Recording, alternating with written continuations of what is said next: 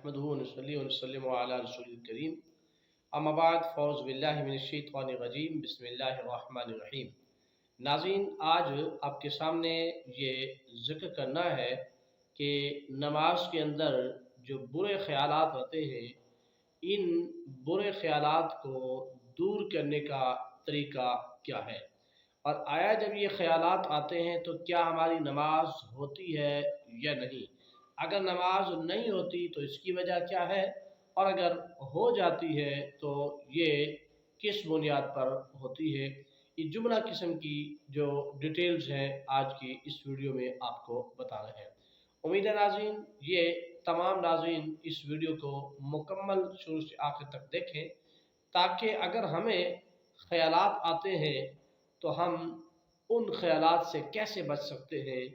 तो नाज़रीन, सबसे पहले तो ये बात समझ लीजिए कि नमाज में इस किस्म के जो ख़यालात आते हैं उसकी आम वजह तो ये है कि हमारी जो सोशल लाइफ चल रही होती है, उस सोशल लाइफ की अक्कासी जो होती है वो नमाज में हो रही होती है। यानी अगर आप नमाज से पहले किसी किस्म की लगवियात में मसरूफ़ थे, इसी दौरान नमाज का वक्त हो गया और आप नमाज पढ़ने के लिए तशरीफ़ ले गए, तो आपकी नमाज के अंदर वो किस्म के जुमला ख़यालात आएंगे जो आप नमाज से पहले कर रहे थे। इसी तरह नाज़रीन, ऐसा भी होता है कि अगर नमाज से पहले लगवियात की तरफ नहीं था, फिर भी ये ख़यालात आने लगे, तो फिर इस किस्म के ख़यालात से बचने का तरीका क्या है। तो नाज़रीन, इसका एक आसान सा तरीका है कि आप सबसे पहले कामिलतन वज़ू करें और उसके बाद आप इस्तिग़फ़ार पढ़ें। वज़ू की जो दुआएं हैं वो पढ़ें, इसके बाद आप कुछ लम्हात के लिए इस्तिग़फ़ार पढ़ें और इस्तिग़फ़ार पढ़ने के बाद फिर आप अपनी नमाज की नीयत करके नमाज का आगाज़ करें।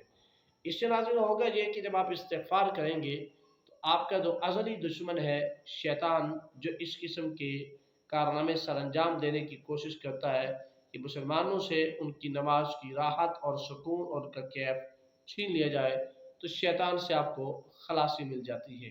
इसी तरह आप तावुज़ भी पढ़ सकते हैं। इसी तरह आप ला हौल वला कुव्वत इल्ला बिल्लाहिल अलील अज़ीम, ये भी आप नमाज से कुछ तादाद में पढ़ लें।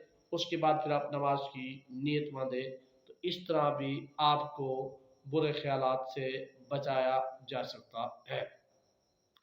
इसी तरह नाज़रीन, तीसरा तरीका ये भी है कि आप जो है अगर इनसे बचना चाहते हैं बुरे ख्यालात से, तो नमाज के अंदर जो सुन्नत तरीका है तवज्जुहात का, आप उस सुन्नत तरीके को अपनाएं। यानी आप क़याम में खड़े हैं तो आप सजदे वाली जगह पे गौर से देखें।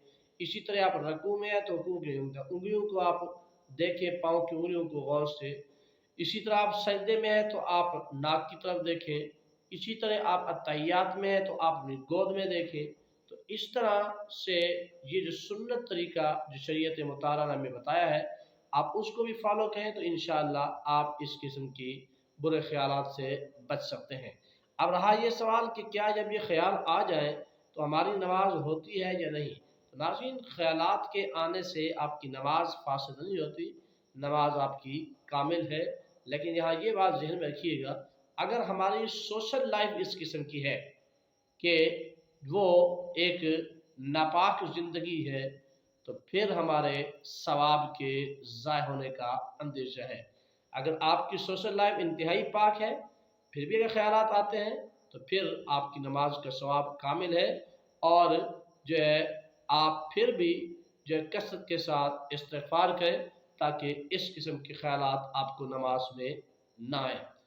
लेकिन अगर आप अपने आप का ख्याल करते हैं, हर किस्म की लगवियात से बचाते हैं अपने आप को, फिर ख्याल आते हैं, तो आपकी नमाज हो जाती है, आपका सवाब कामिल होता है। इसी तरह नाज़रीन, ये बात भी ज़हन में रहे कि जब आप नमाज के लिए तशरीफ़ लाएँ तो आप वज़ू भी कामिल करें। अक्सर औक़ात हमें ख़यालात इसलिए भी आ रहे होते हैं कि हमारा वज़ू कामिल नहीं होता, हम अपना वज़ू कामिल नहीं कर पा रहे होते। वज़ू के अंदर जो सुनन है, वज़ू के जो मुस्तहबात हैं, हम इनको सही तरीक़े से अदा नहीं कर रहे होते। हमें वज़ू करने का इल्म नहीं होता। जब सही माने में वज़ू नहीं करते, तो जब तहारत सही माने में हासिल नहीं होगी, तो शैतान हमला करने की कोशिशें करता है। تو اس لیے آپ کو اپنا کامل وضو بھی کرنا چاہیے، وضو بھی آپ کا درست ہونا چاہیے تاکہ ہمیں کسی قسم کی خیالات سے بچایا جا سکے۔ ناظرین، خلاصہ کلام یہ ہے کہ اگر ہم برے خیالات سے بچنا چاہتے ہیں تو سب سے پہلا کام تو یہ ہے کہ ہم جو ہے اپنی سوشل لائف کو پاکیزہ بنا لیں۔ دوسرا کام یہ ہے کہ ہم اگر سوشل لائف پاکیزہ ہے تو پھر ہم نماز سے پہلے استغفار اور تعوذ کی جو ہے کچھ تعداد میں تلاوت کر لیں، اور پھر بھی اگر اس طرح کے ہے تو تیسرا طریقہ یہ ہے کہ آپ نماز کے اندر مسنون انداز میں جہاں جہاں آپ کو نظر رکھنی ہے وہاں رکھیں، انشاءاللہ آپ اس قسم کے خیالات سے بچ گیں گے۔ امید ہے آپ کو میری باتیں